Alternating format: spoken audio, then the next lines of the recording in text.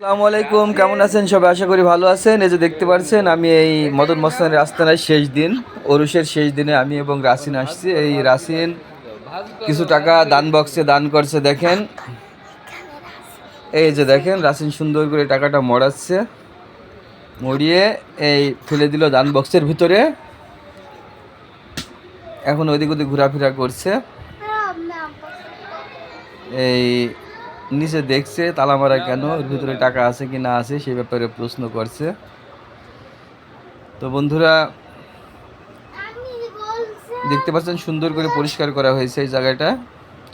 আমিও কিছু দিলাম। তো যাই হোক, দানের বিষয়ে কয়েকটা কথা আমি বলি। যারা আসলে দান করে না তারা কাউকে দান করতে উৎসাহিত করে না। অনেকে বলে মাজারে কোনো টাকার প্রয়োজন নাই, মৃত ব্যক্তির টাকার কি দরকার। আসলেই তাই, যে এখানে শুয়ে আছে আলফাজউদ্দিন মদন মস্তান, তার কোনো টাকা পয়সার প্রয়োজন নাই। কিন্তু এই যে জায়গাটা সুন্দর করে রাখতে হয়েছে, সুন্দর করে তৈরি করতে হয়েছে, উন্নয়নমূলক কাজের জন্য টাকার প্রয়োজন আছে। তাই যারা এখানে আসেন তারা চেষ্টা করবেন কিছু কিছু দেয়া। আর কোনো হাদিস কোরআন নিয়ে কথা বলছি না, অনেকে মাজার মানে না। আসলে মাজারে যে কত মানুষের বরাত থাকে, কতজন আর কত পাগলের যে একমুঠ অন্ন জোটে, তা আপনারা কেউ না দেখলে বিশ্বাস করবেন না। এই মাজারে আমি আজকে এসেছি, আসলে আজ 3 দিন ধরে হচ্ছে ওরুস। আমি বাড়িতে ছিলাম না, কালকে রাতে আসছি।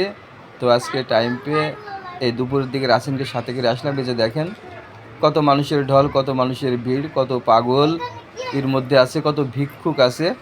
সবাই একদম এক সারিতে বসে, ধনী গরিব উঁচু নিচু এক সারিতে বসে একদম নিয়মিত, 1 পিস হলে 1 পিস মাংস, 2 পিস হলে 2 পিস মাংস, না হলে নাই।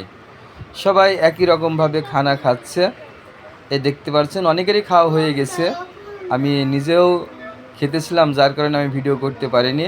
এখন যারা বাদ পড়েছে তারা খাচ্ছে, কিন্তু এখানে আপনারা কোনো পাবেন না যে বড়লোক এ ধনী, কি এর লাঠি আছে একে একটু বেশি দেওয়া লাগবে, এরকম কোনো কিছু নাই। কিন্তু একদম সমপরিমাণে সবাই খেয়েছে বা খাচ্ছে।